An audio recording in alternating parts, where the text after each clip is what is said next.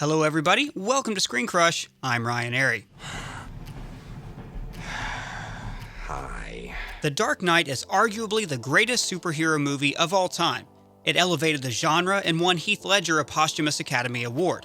However, it's easy to forget that 10 years ago, The Dark Knight had really big shoes to fill. Heath Ledger had to live up to Jack Nicholson's version of the character from the classic 1989 Tim Burton film, Batman. Heath Ledger's first laugh in the movie even sounds like Jack Nicholson's last laugh in Batman '89.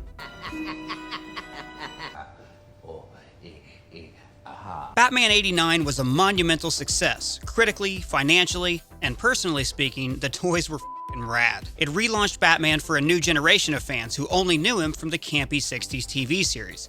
I'm Batman. Because of this, The Dark Knight has several echoes of Batman '89, so many in fact that at times the movie almost seems like a remake. But there's one similar scene in each movie that shows why one film is a masterpiece, and the other is merely Pretty good. This is Scene versus Scene. Gentlemen, let's broaden our minds. And before we get into which film is better and why, let's go over all of the similarities in these movies. And there are a lot. Both movies begin with a robbery that ends up introducing a character from the comics, the Batman and the Joker. Harvey Dent is a newly elected district attorney and he gives a speech vowing to clean up Gotham's streets. Meanwhile, Batman has secretly been filming his love interest. The Joker comes to power by taking over the city's mobs. And to display his power, he kills a mobster in a very creative way. There's also a cinematic moment where the music stings and the Joker reveals his face to the audience. Both Jokers frequently kill their own henchmen and ride around in vehicles with personalized paint jobs. In one scene, the Joker attacks in broad daylight as Bruce Wayne watches. The structures of the movies are also very similar. The first time the hero and villain meet is when the Joker interrupts an opulent gathering, where he threatens the hero's love interest, who he will later kidnap. Batman saves the love interest and they escape from the villain. Later, the hero and villain meet and have a personal conversation, but do not fight. Now you want to get nuts? Come on, let's get nuts. The Joker later uses the airwaves to foment public distrust of Batman. Both Jokers show that they don't care about money and feature scenes where they bring out the worst in the people of Gotham City. Batman and the Joker have a face-off on an abandoned street where the villain's plans are foiled by cables and grappling hooks. He stole my balloons! Then the Joker asks Batman to kill him, but Batman ends up crashing his vehicle instead. Batman has to fight his way through a tall building filled with henchmen to get to his final encounter with the villain. The Joker points out their similarities and ends up dangling from Batman's grappling hook. And each movie ends with Commissioner Gordon basically saying, "Hey, Batman's awesome and we need his help." And those are the similarities, but there are also a few key differences that I should mention. Here's a difference for you.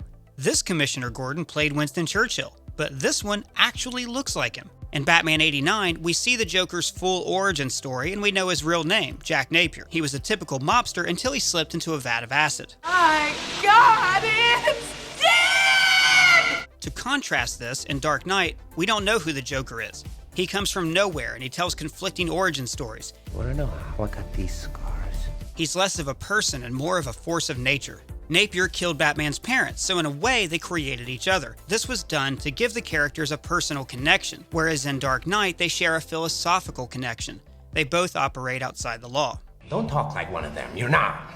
Nicholson's Joker is manic, often played for laughs. This town needs an enema. But when Ledger laughs, the audience isn't in on the joke, which makes us feel uncomfortable. But to really highlight the differences in these movies, let's look at their climactic battles on Gotham high-rises. First, let's look at Batman '89. It's a pretty straightforward action movie scenario. The villain has taken the love interest to a high, unreachable place. It's very much like a video game. In fact, it was a great video game. The Joker is dancing with Vicky Vale and she pretends to seduce him. And this is a flaw in Jack Nicholson's Joker. He actually acts on sexual desires. He has the needs of a typical villain: power, approval, and sex. I'm of a mind to make some mookie. And whatever that means. All Heath Ledger's Joker wanted was... Just wanna watch the world burn. Then Batman steps in with this punchy one-liner. Excuse me. Have you ever danced with the devil in the pale moonlight? And then his second sentence he says to the Joker is, Kill you. "I'm going to kill you." This is the major problem with this iteration of Batman. He kills people. A lot of people. From then on, Batman is unstoppable. Joker is no match for him physically, and he can only try to distract him with sight gags. They have a brief exchange about how they created each other. I made you. You made me first. first. And you never doubt for a second that Batman is going to kill the Joker. This feels like a moment of righteous vengeance. There's no nuance here. Bruce Wayne doesn't forgive the Joker for his parents' death and then grow as a person. Like a lot of conflict in action movies, the problem can only be solved with the villain's death. He eventually tricks Batman and Vicky into thinking he's dead before dragging them over the side of the building and gaining the upper hand. But he doesn't kill them. Oh, he stomps his feet a little and he makes a couple jokes. What are you laughing at? But he seems completely unconcerned with actually finishing off his greatest foe. Unlike in the Dark Knight version, he never says he wants to keep Batman alive. I don't want to kill you. All throughout the movie, he expresses his desire to kill and humiliate Batman. I have given a name to my pain. And it is Batman. But when his helicopter comes, he's ready to take off and fight another day. He gives Batman ample time to plan out exactly how he'll murder the man who killed his parents. And maybe there's some fitting irony that Joker is killed by his own helicopter, but I think this is more lazy writing, emulating superior 80s action climaxes like Die Hard. It was the lamest villain death since Boba Fett.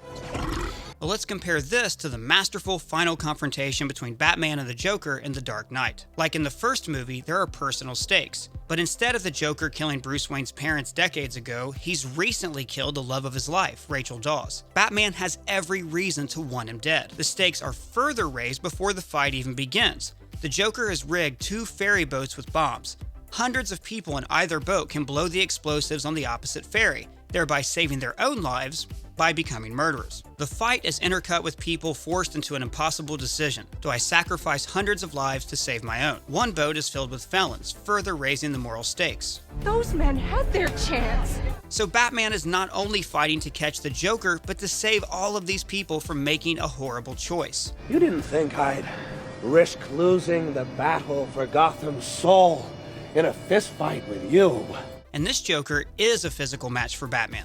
He's ferocious, much like the dogs he sicks on Batman at the start of the fight. Batman becomes blinded and confused, and, like in Batman '89, the Joker ends up pinning him on a ledge. Now, however, the Joker has a reason to keep him alive. He wants Batman to hear ordinary people murdering innocents to save themselves. The people on the boat decide it's better to die than to live for years with murder on your conscience. You either die a hero, or you live long enough to see yourself become the villain. Now these Gothamites have proven they're worth saving, and Batman is their only hope. He throws the Joker off a building, but still catches him with his grappling hook. He wins a moral battle against the Joker by sparing his life. This is the crucial difference between the two films. Batman '89 is a fun 80s action movie, whereas The Dark Knight is a film with strong post-9/11 themes. Nicholson's Joker is a gangster, but Ledger's Joker is often called a terrorist. The Dark Knight centers on the philosophical battle between Batman and the Joker, and deliberately avoids the easy ending of a climactic battle. So what's the philosophical battle? The Batman and Joker symbolize order and anarchy. Anarchy is the breaking down of social order.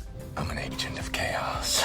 But when too much order is exerted on a society, it becomes a fascist state. With half the city feeding you sonar, you can image all of Gotham. Batman operates much like a fascist state. He ignores international law to unilaterally invade Hong Kong and seize Laos. He uses violence to strike fear into the people. He monitors citizens against their will. And Harvey Dent even voices support for temporary fascist rule. When their enemies were at the gates, the Romans would suspend democracy and appoint one man to protect the city. But Batman never succumbs to fascism because he refuses to kill. But the biggest difference is the way these films end. In Batman '89, Bruce Wayne gets everything he ever wanted. Revenge for his parents, true love, and he gets to continue being Batman. In The Dark Knight, Bruce Wayne fails. He loses everything. Rachel, his reputation, and Harvey Dent, the city's White Knight. The ultimate victory was won by the people of Gotham, who proved that even when they're faced with death, they will sacrifice themselves for the greater good.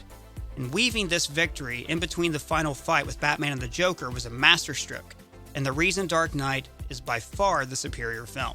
But what do you think? Who had the better Joker, Nicholson or Ledger? Please let me know in the comments below. And if you're new here, please subscribe. For Screen Crush, I'm Ryan Airy.